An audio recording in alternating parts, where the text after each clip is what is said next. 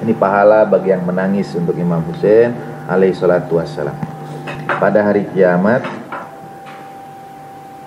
diseru kepada orang itu, ya wali Allah, wahai kekasih Allah, khudh hadza dumu'uka fi dari dunya alal Husain.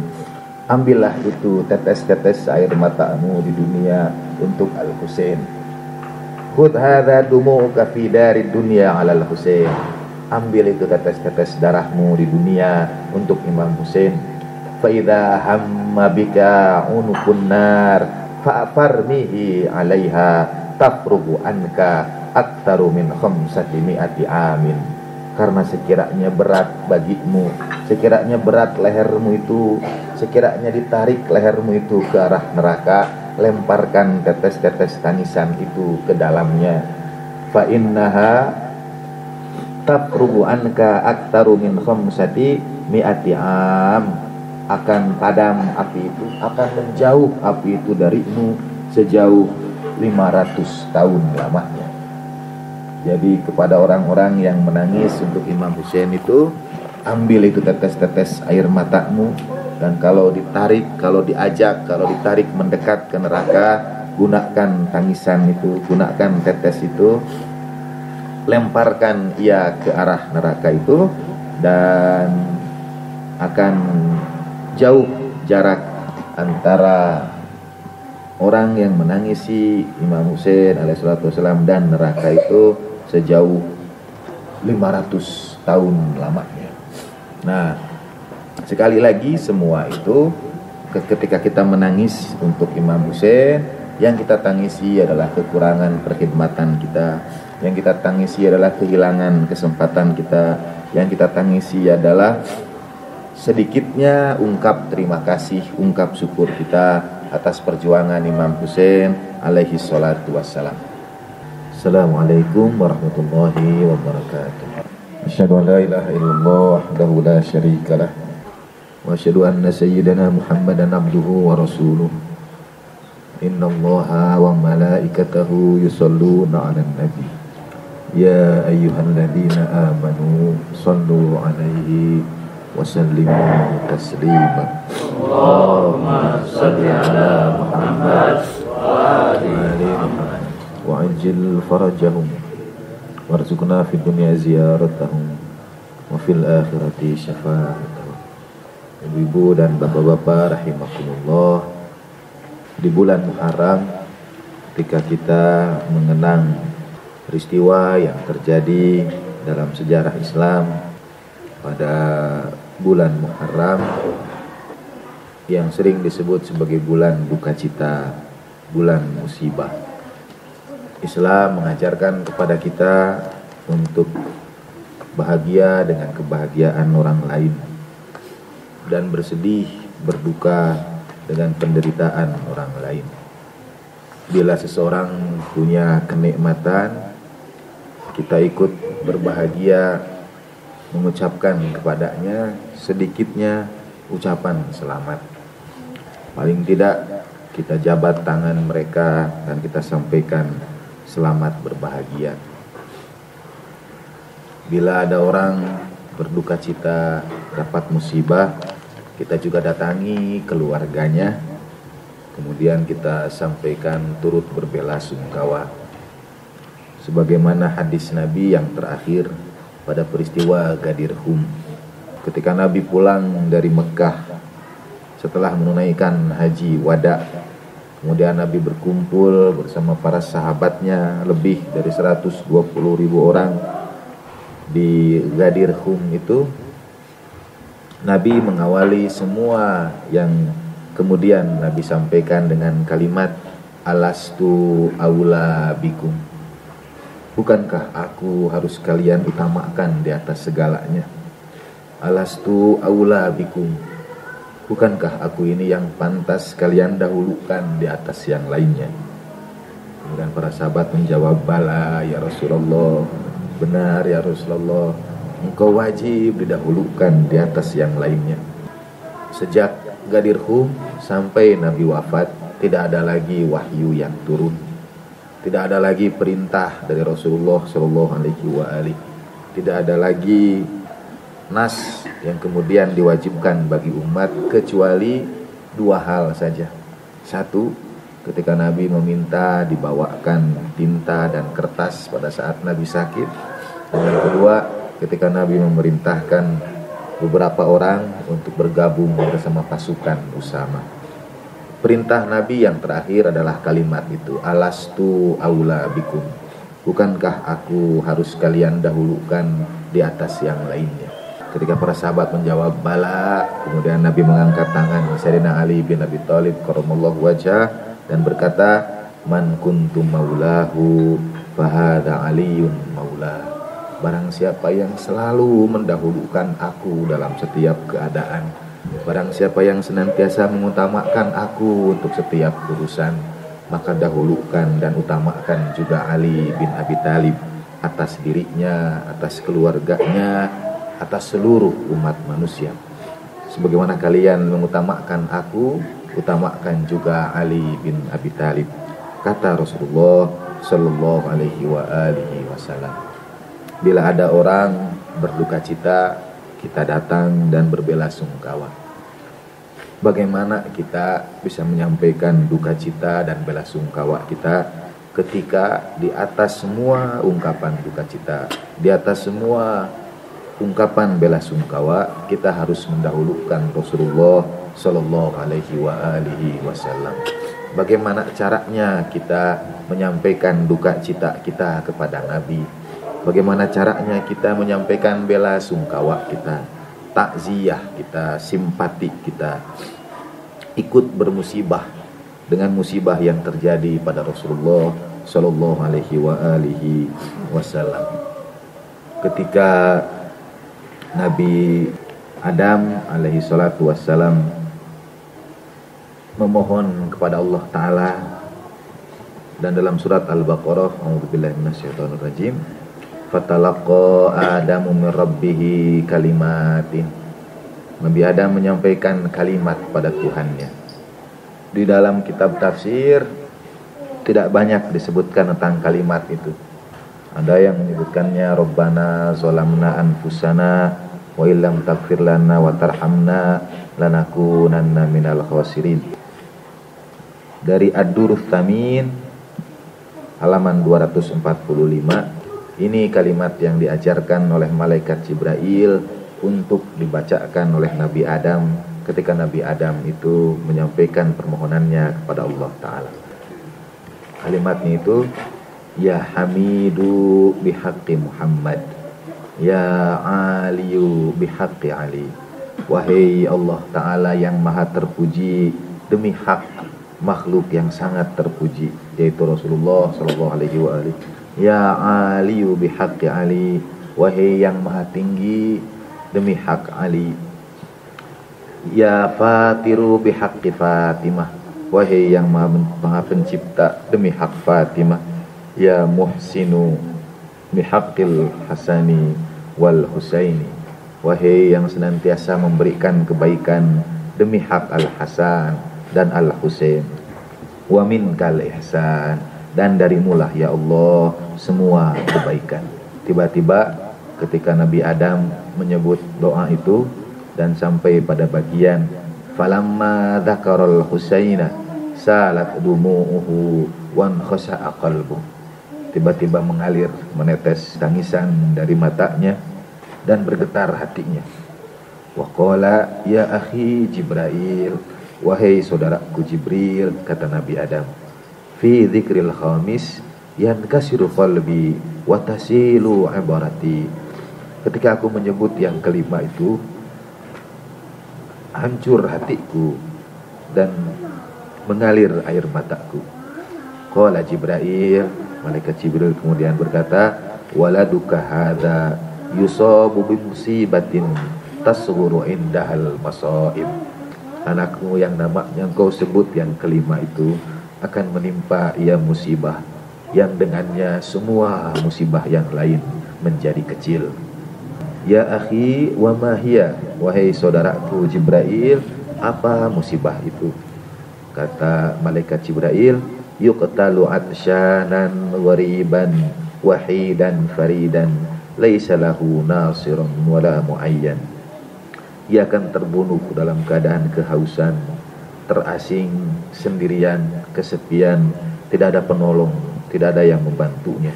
Walau tarahu ya Adam wa huwa yaqul, sekiranya engkau melihatnya wahai Adam, kemudian ia berkata, wa atsya, alangkah hausnya, wa qillatan nasirah, alangkah sedikit penolongnya.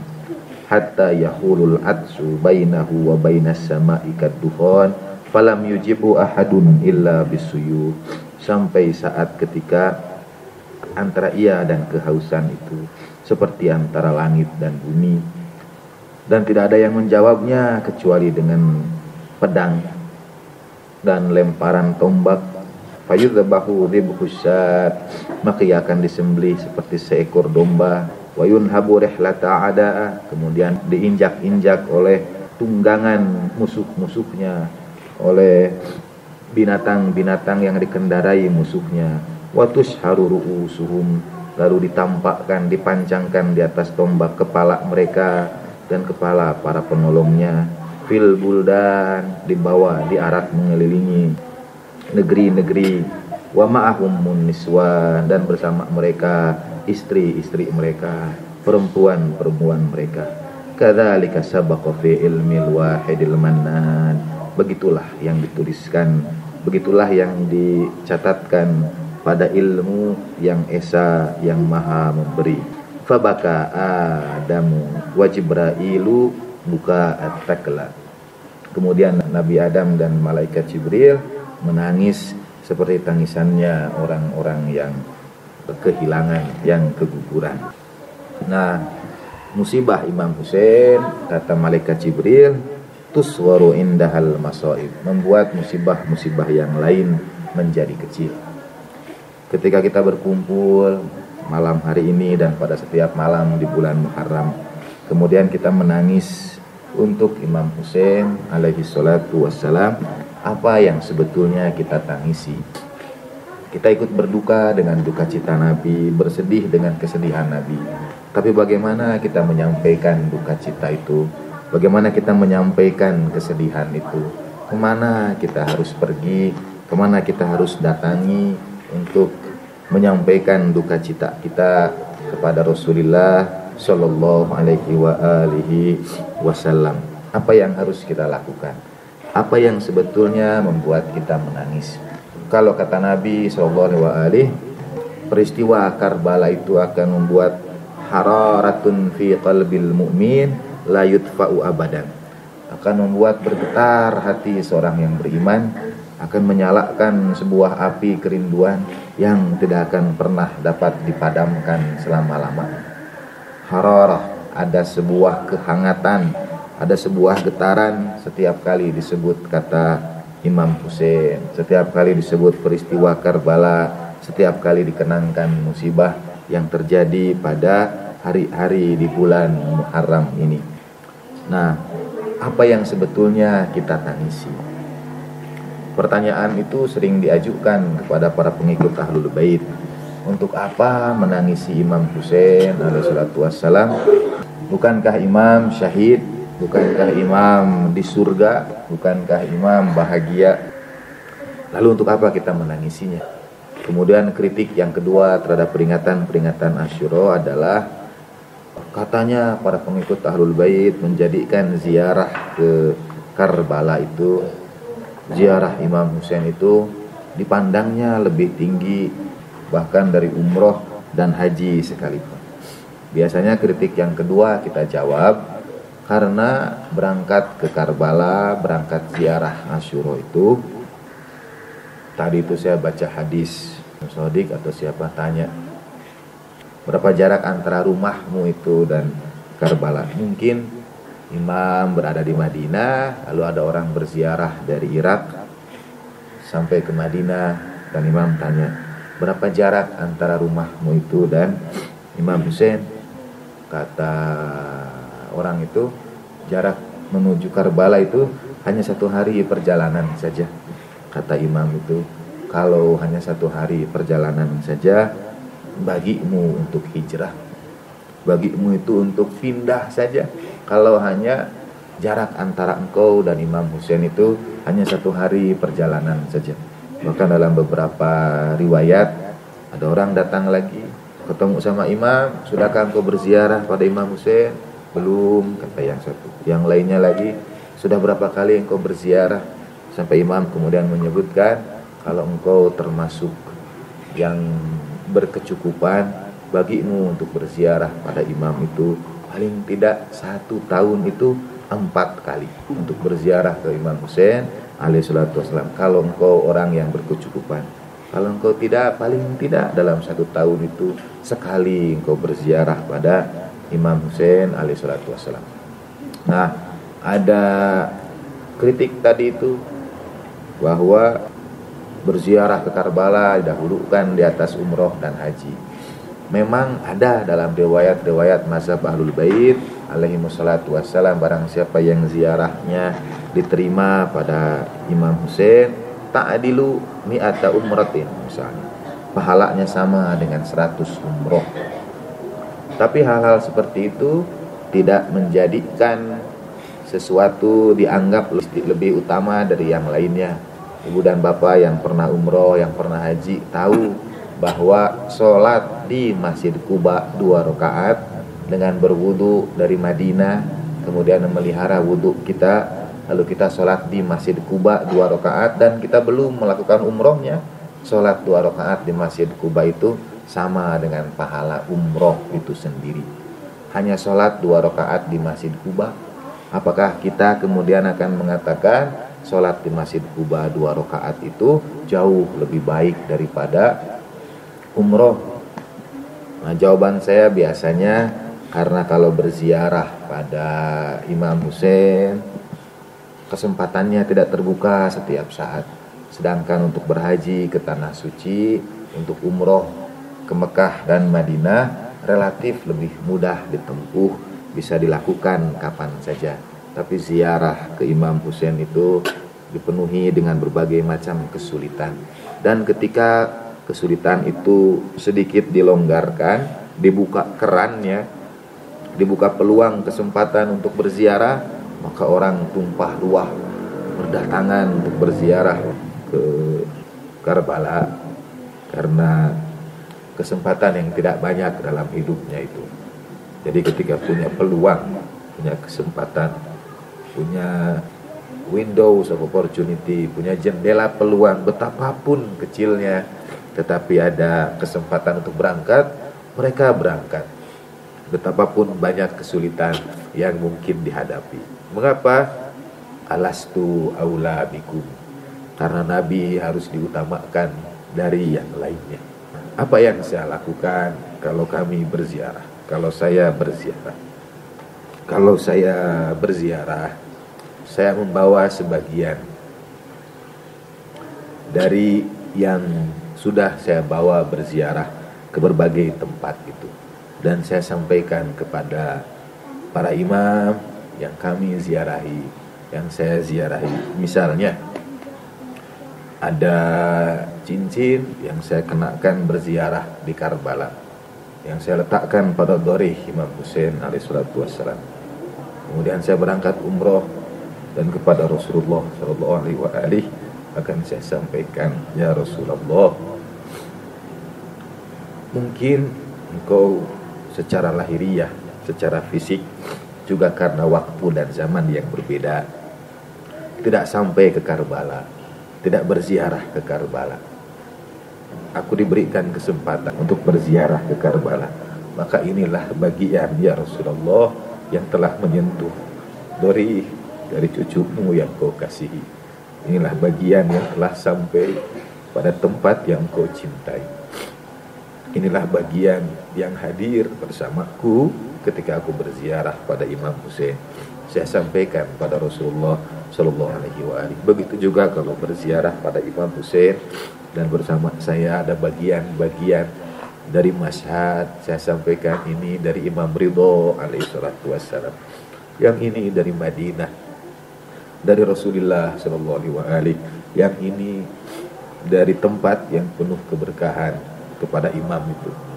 Ini yang pernah diberkahi dengan rumah Sayyidatina Fatimah salamuallahu alaiha, menyambungkan hubungan antara keluarga Rasulullah sallallahu alaihi wa alihi itu sebagai ungkapan bela sungkawa kita, sebagai ungkapan duka cita kita.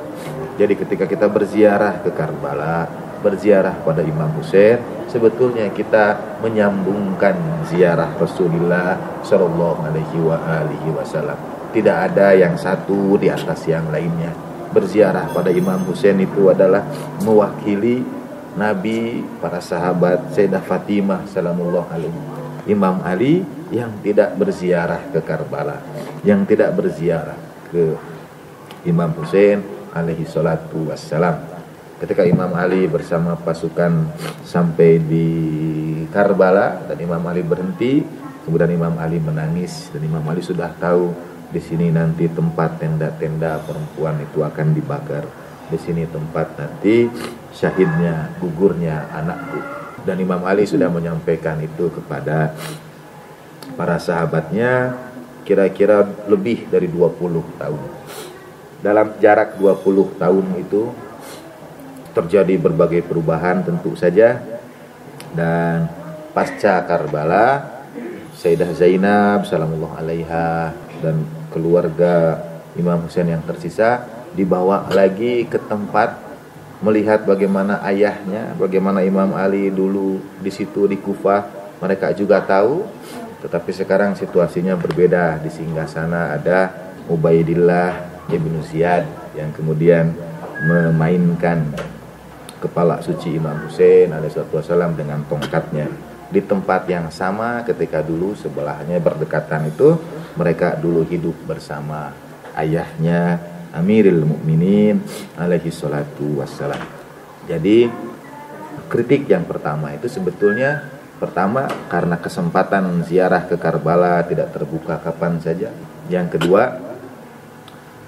karena berziarah pada Imam Husain adalah ziarah pada Rasulullah sallallahu alaihi wa alihi wasallam, menunjukkan kecintaan kita. Alastu aula bikum, bukankah aku harus kalian dahulukan? Dan yang harus didahulukan bukan hanya Nabi, keluarga Nabi juga harus didahulukan di atas keluarga kita sendiri.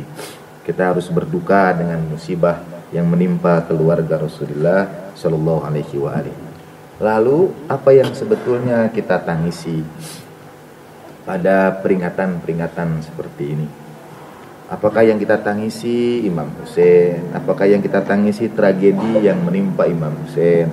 Apakah yang kita tangisi pedihnya musibah itu dan tidak ada musibah yang semisal itu selainnya? Kata malaikat Jibril tadi, tuswaru bihal masaib, musibah-musibah yang lain menjadi kecil. Apa itu yang kita tangisi? Yang kita tangisi pada peristiwa Asyura, pada peringatan-peringatan seperti ini adalah diri kita sendiri. Yang kita tangisi itu adalah penyesalan. Yang kita tangisi itu adalah ketidakmampuan. Yang kita tangisi itu adalah kekurangan perkhidmatan kita. Yang kita tangisi itu adalah sedikitnya pengorbanan kita. Yang kita tangisi justru adalah kekurangan diri kita sendiri di hadapan nikmat agung, di hadapan pengorbanan agung, di hadapan perjuangan Imam Husain alaihi salatu wassalam. Kita tidak mampu melakukan apa-apa.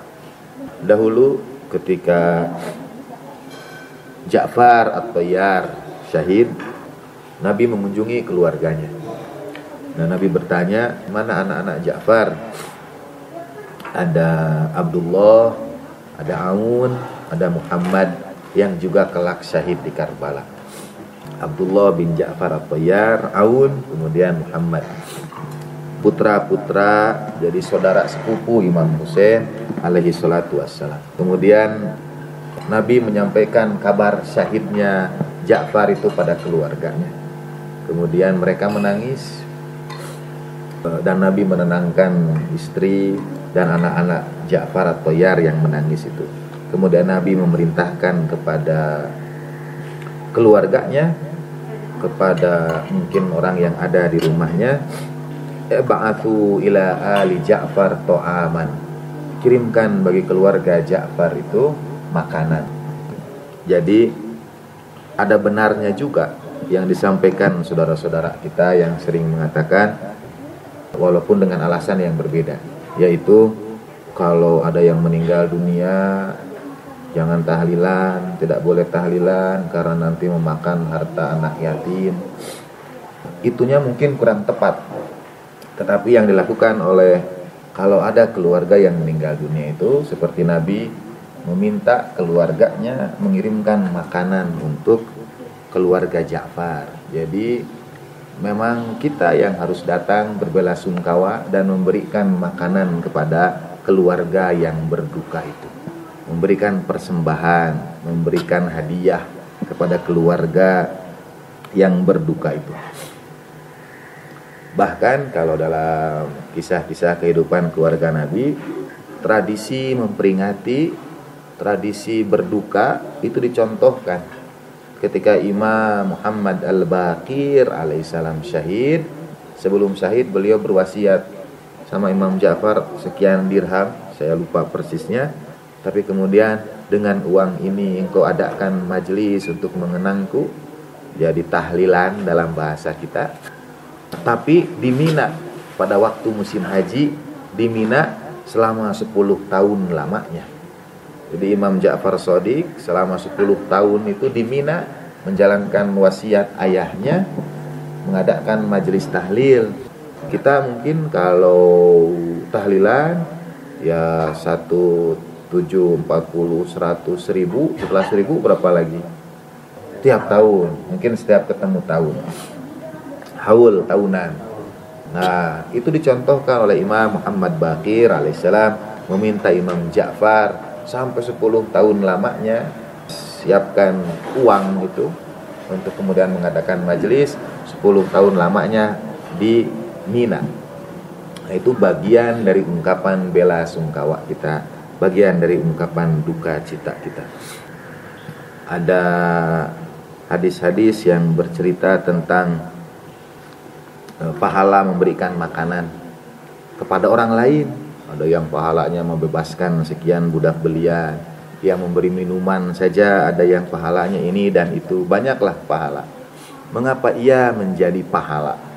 Kalau memberikan seteguk air minum saja, bahkan sampai kata hadis Nabi SAW, tidak ada amalan yang lebih cepat mendatangkan rezeki bagi seseorang itu selain memberikan makanan. It'amut to'am, dia jadi utama. It'amut to'am itu di mana-mana dia jadi amalan yang utama dalam ayat Al-Quran, dalam banyak hadis Nabi, seperti tajamnya sabetan pedang pada punuk unta, begitu cepatnya.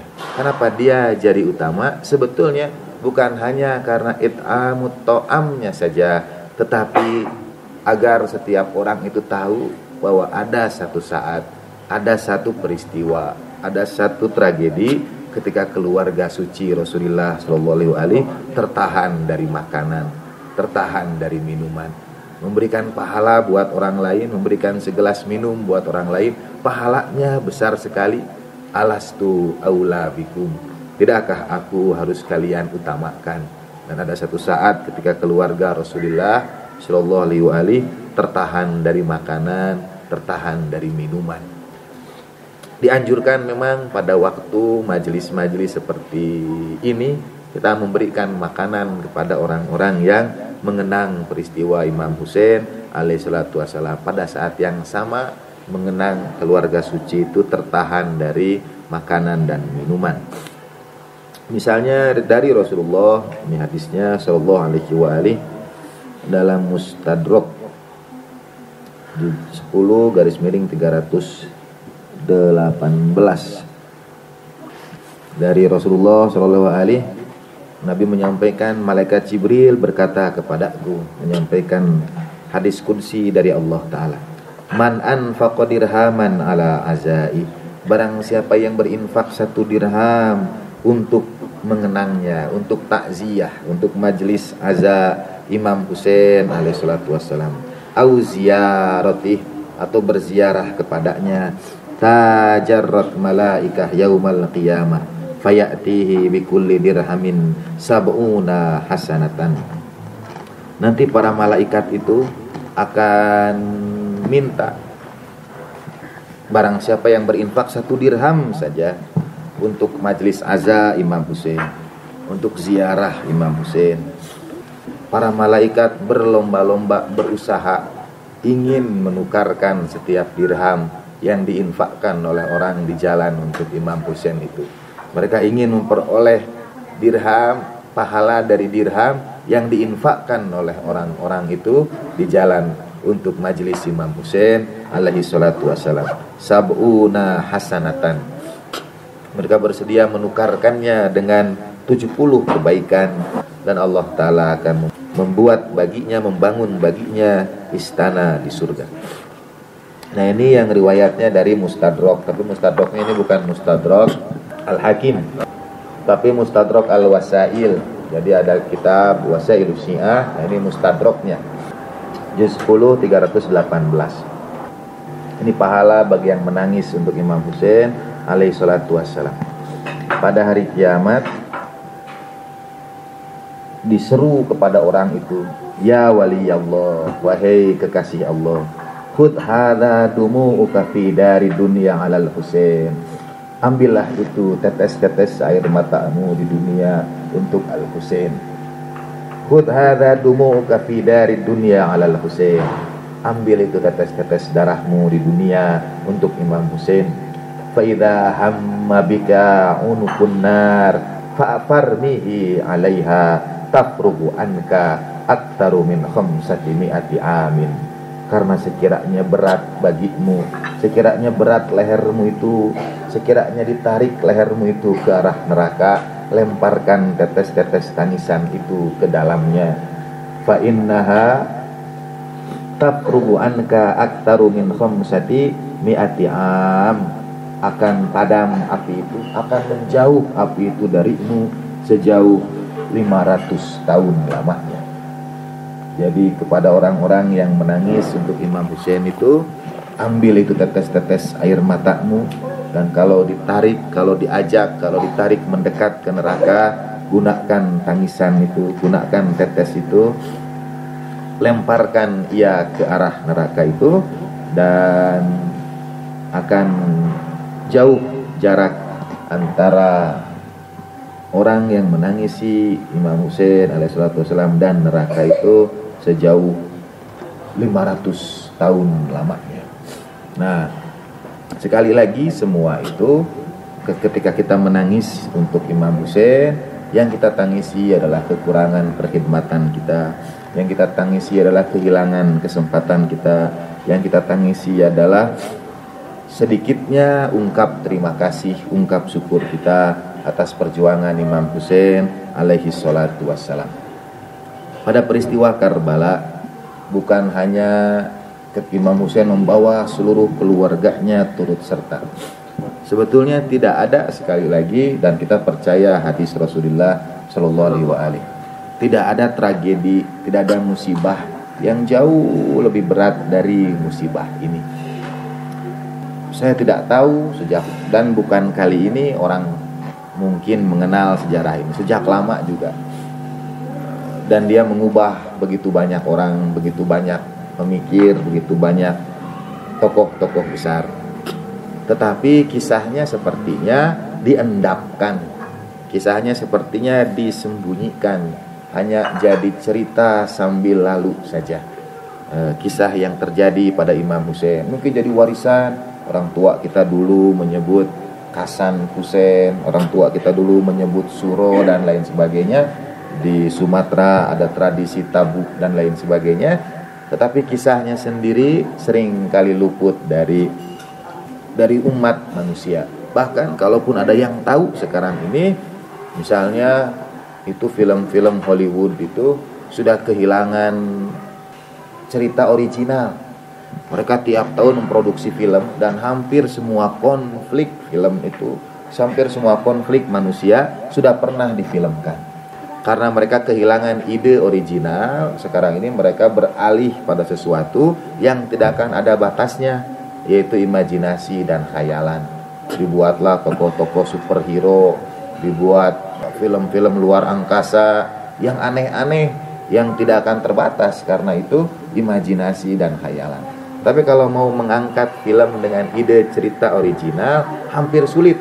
Sehingga kalau ada naskah buku yang bisa jadi film diangkat ke layar lebar, buru-buru para produser itu berusaha membeli right hak cipta dari buku itu. Dan saya kira mereka tahu tentang kisah Asyura, mereka tahu tentang Imam Husain alaihissalatu wassalam dan tragedi kemanusiaan yang meliputinya. Tapi tidak ada yang mau membuat film untuk Imam Husain alaihissalatu wassalam dari sana itu. Pertama, karena besarnya nilai yang dibawa Imam Husain, karena pesan-pesan Imam itu yang akan lintas semua generasi. Dan yang kedua, karena kisah Imam tidak hanya bisa dicukupkan pada 10 malam ini saja, tidak hanya bisa dicukupkan pada hari-hari Muharram saja, tapi ia memanjang sampai pada Rasulullah Shallallahu Alaihi Wasallam. Jadi kisahnya panjang. Kisah Imam Husain itu tidak hanya pada Karbala-nya saja, tidak hanya pada Asyura-nya saja, tapi memanjang sampai pada Rasulullah, memanjang lagi sampai pada Nabi Ibrahim alaihi salatu wassalam, memanjang lagi sampai pada Nabi Adam alaihi salatu wassalam. Semua berduka, bersedih karena Imam Husain alaihi salatu wassalam. Saya pernah baca hadis, yaitu pada adab ziarah. Imam Husain satu-satunya imam yang adab ziarahnya itu berbeda. Kalau imam yang lain, kita mandi dulu, mempersiapkan segala sesuatunya dulu, berbersih, riak dulu, mengenakan pakaian yang terbaik. Kalau Imam Husain tidak. Kalau imam yang lain kita dianjurkan memakai wewangian. Kalau Imam Husain tidak. Kalau bisa bahkan tanpa wewangian. Ketika Imam Husain mengantar Imam Hasan pada hari-hari terakhir, lalu Imam Husain menangis melihat Imam Hasan yang terbaring sakit. Imam Hasan yang kemudian memegang tangan Imam Husain dan menangis lebih keras. Kata Imam Husain, "Mengapa engkau menangis ya akhi?" Karena yang sakit itu Imam Hasan. Semua kisah imam itu kan teladan. Imam Husain dengan perjuangan beliau di Karbala, Imam Hasan juga. Dan kita tidak bisa membandingkan lebih berat yang mana. Misalnya Imam Hasan itu harus bersabar. Dia ke masjid, di masjid ayahnya dicaci maki, dilaknat, dikutuk. Bahkan kadang-kadang kalau Imam Hasan tidak masuk, ditunggu dulu, tidak dilaknat dulu Imam Ali. Baru ketika Imam Hasan masuk, Imam Ali dilaknat, dicaci, dikutuk di mimbar-mimbar. Ketika pulang, ia juga ketemu sama kerabat yang juga menyakitinya. Dan Imam Hasan kemudian diracun oleh istrinya sendiri. Jadi di luar rumah ia melihat Imam Ali dicaci maki, di dalam rumah pun Imam Hasan itu disakiti, dianiaya. Imam Husain menangis melihat itu. Kemudian kata Imam Hasan, "Aku yang harus menangis untukmu ya Aba Abdillah. La yaumin kayaumika ya Aba Abdillah. Tidak ada hari seperti harimu ya Aba Abdillah. Aku ini sekarang pada saat terakhirku, ada engkau di sisiku. Dan kalau aku kehausan meminta air, engkau berikan minum untukku. Tapi siapa yang nanti akan memberimu minum ya Aba Abdillah?" Kata Imam Hasan itu. Lalu ketika Imam Hasan syahid, kata Imam Husain, setelah ini, setelah syahadah Imam Hasan itu, aku tidak akan mengenakan wewangian lagi selama-lamanya. Jadi setelah Imam Hasan syahid, sampai Imam Husain syahid, Imam Husain tidak pernah mengenakan wewangian, tidak pakai parfum. Karena itu kalau ziarah ke Imam Husain, itu kita kalau ziarah yang lain, kita ziarah dengan penuh persiapan. Tapi kalau ke ziarah ke Imam Husain itu kaiban. Tapi kaiban itu adalah datang dengan penuh kelelahan, dengan rambut yang kusut masai, dengan wajah yang berdebu, dengan wajah yang melusuh.